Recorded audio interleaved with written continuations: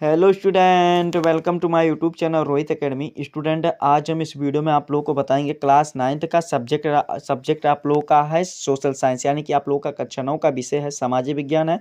वार्षिक परीक्षा का आप लोगों का ये पेपर है 2025 का, बिल्कुल न्यू पेपर, वायरल पेपर आप लोग के सामने लेकर के आया हूँ। पेपर का जो कोड है यानी कि पैटर्न आप लोग का ए है, कह सकते हैं। आप लोग को जानकारी के बता दूं कि सभी के स्कूल कॉलेज में यहीं से क्वेश्चन पूछे जाएंगे। आप लोग इसको अच्छे तरीके से बाबू तैयार कर लीजिएगा। 70 में 70 नंबर इस वीडियो में फुल सोल्यूशन के साथ, यानी कि संपूर्ण हल के साथ, निचोड़ तरीके से, आसान शब्दों में, आसान भाषाओं में एक एक क्वेश्चन का आंसर बताएंगे, आप लोग को समझाएंगे। बस आप लोग बाबू वीडियो के अंत बने रहिएगा। आप लोगों के डिमांड पर यह पेपर का वीडियो बनाया जा रहा है। ये एक बात और खास बात है बाबू कि सभी के स्कूल कॉलेज में यहीं से क्वेश्चन पूछे जाएंगे। आप लोग भी इसको तैयार करते चलिएगा। चलिए बिना देरी के अपने क्वेश्चन पर आते हैं।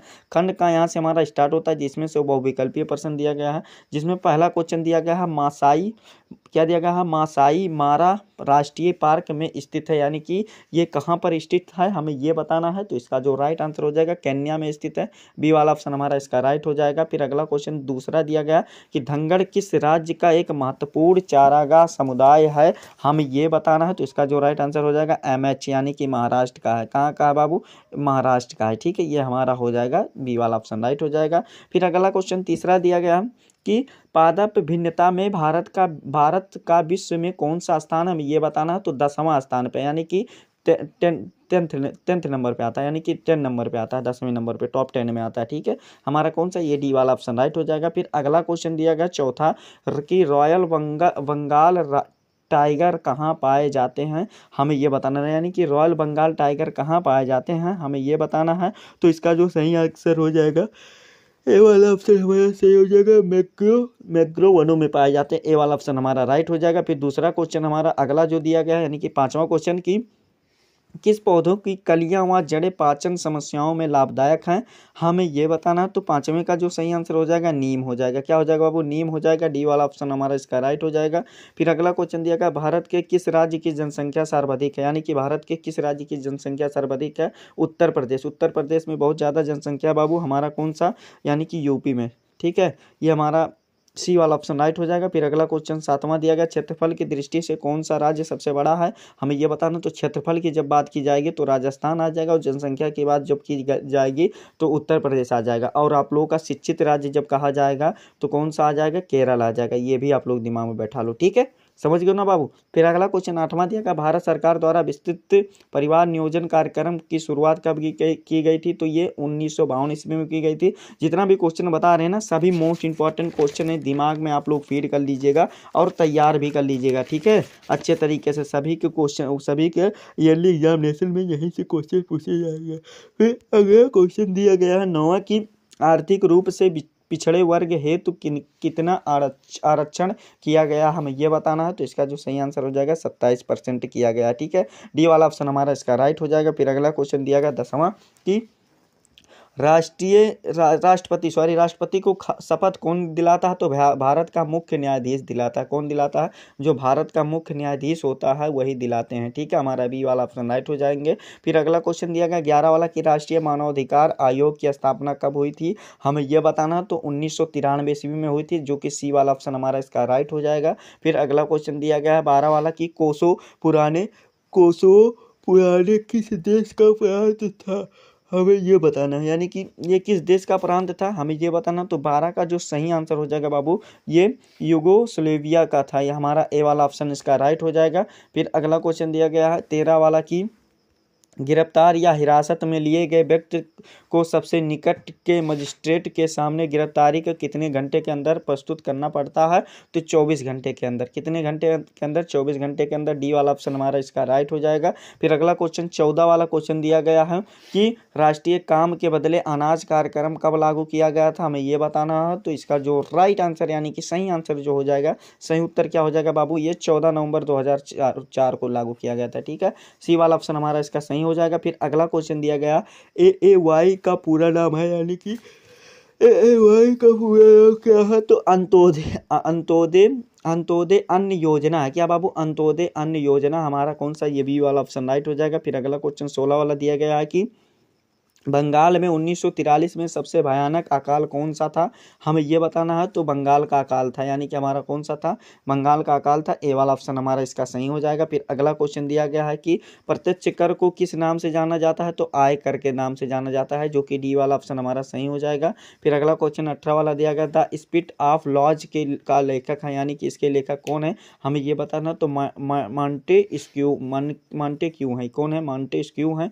ये सी वाला ऑप्शन हमारा इसका सही हो जाएगा। फिर अगला क्वेश्चन 19 वाला दिया गया कि नेपोलियन बोनापार्ट कहाँ पराजित हुआ, यानी कि जो नेपोलियन बोनापार्ट था वो कहाँ पर पराजित हुआ था, हमें ये बताना। तो वाटरलू के युद्ध में पराजित हुआ था, हमारा सी वाला ऑप्शन इसका राइट हो जाएगा। फिर 20 वाला यानी कि 20 वाला जो क्वेश्चन पूछा गया, दूसरा विश्व युद्ध कब समाप्त हुआ, यानी कि जो दूसरा विश्व युद्ध था वो कब समाप्त हो गया था, हमें ये बताना। तो इसका जो सही आंसर हो जाएगा 11 जून 1945 ईस्वी में समाप्त हो गया था। ठीक है, तो इस प्रकार से बाबू आप लोग का 20 नंबर, तो 20 नंबर आप लोग का वेल कंप्लीट हो गया। फिर खंड खा यहाँ से हमारा स्टार्ट होता है, जिसमें से वर्णनात्मक प्रश्न दिए गए, यानी कि इसका आंसर हमें अपने उत्तर पुस्तिका में लिखना होगा, जिसमें से आप लोग का लघु उत्तरीय क्वेश्चन प्रश्न दिए गए हैं, जिसमें 4 नंबर का क्वेश्चन रहेगा। देखिए सभी क्वेश्चन को बता रहे हैं, आप लोग इसको अच्छे तरीके से नोट कर लो। क्वेश्चन आसान है, बस आप लोग को तैयार करना है अच्छे तरीके से। देखो क्वेश्चन को बताना हमारा काम है बाबू, तैयार करना आप लोग का। पहला क्वेश्चन जो यानी कि 21 वाला क्वेश्चन लघु उत्तरीय क्वेश्चन दिया गया है, लोकसभा राज्यसभा और अपेक्षा क्यों शक्तिशाली है, ये बताना है। यानी कि जो लोकसभा है राज्यसभा की अपेक्षा क्यों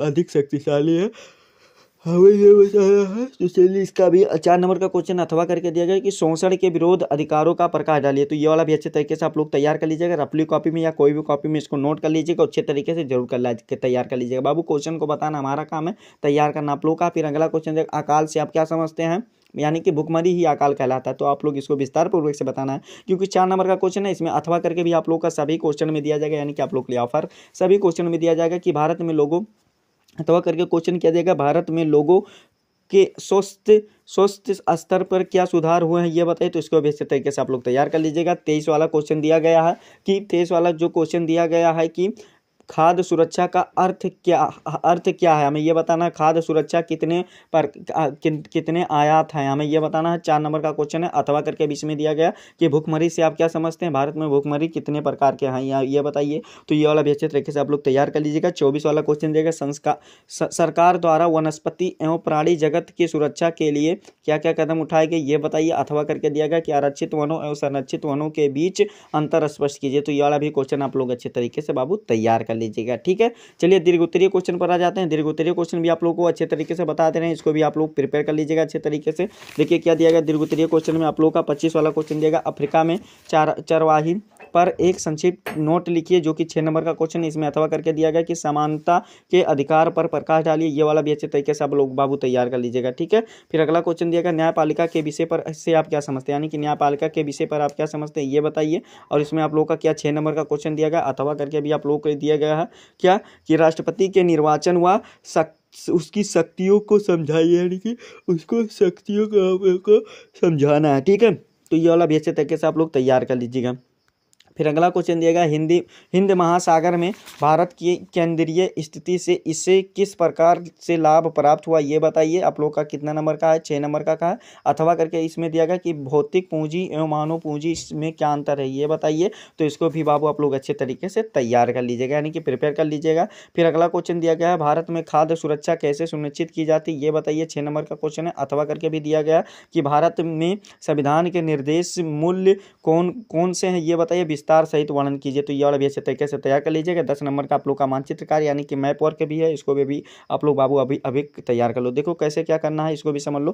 देखो मानचित्रकार, आप लोग का मानचित्र संबंधित प्रश्न यहाँ से दिए गए, आप लोग को इसको दर्शाना, मानचित्र में दर्शाना है। यानी कि उस उष्णकटिबंधीय सदाबहार वन कहाँ पर होता है, ये आप लोग उसका स्थान दर्शा दीजिएगा। पर्वतीय वन बंगाल की खाड़ी, भूटान, नेपाल, ये सब दर्शा दीजिएगा। आप लोग का 5 नंबर कंप्लीट हो जाएगा। फिर आप लोग को देखिए आगे क्या दर्शाना है, भारत के दिए गए मानचित्र पर निम्नलिखित दर्शाइए। 5 नंबर का ये वाला भी क्वेश्चन है। क्या देगा, भारत के पश्चिमी घाट से पूर्वी घाट तक बहने वाली नदी, किसी एक नदी का इस चिन्ह द्वारा आप लोग को दर्शाना है। तो ये वाला भी आप लोग अच्छे तरीके से तैयार कर लीजिएगा। फिर दूसरा जो खा वाला दिया गया, राजस्थान के मरुस्थल का नाम लिखिए, इस चिन्ह द्वारा आप लोग को दर्शाना है, इसको भी तैयार कर लीजिएगा। भारत के पूर्वी तट पर एक बंदरगाह का नाम लिखिए, तो ये वाला इस चिन्ह द्वारा हो जाएगा। उत्तर प्रदेश की राजधानी यानी कि लखनऊ को भी आप लोग दर्शा दीजिएगा, किसको दर्शा दीजिएगा, लखनऊ को भी दर्शा दीजिएगा। ये भी 1 नंबर कंप्लीट हो जाएगा। गुजरात के स्थित खाड़ी को किसी को दर्शा दीजिएगा इस चिन्ह द्वारा। तो ये वाला भी आप लोग तैयार हो जाएगा। ठीक है, तो यही था आप लोग का मानचित्रकार भी हुआ आप लोग का, ये वाला भी क्वेश्चन लेकर के वेल कंप्लीट हो गया। तो यही था आप लोग का क्लास 9th का सामाजिक विज्ञान का क्वेश्चन पेपर था, जो कि आप लोग को इस वीडियो में कंप्लीट एंड आप लोग को फुल सोल्यूशन के साथ यानी कि निचोड़ तरीके से बता दिया एंड आप लोग को समझा दिए।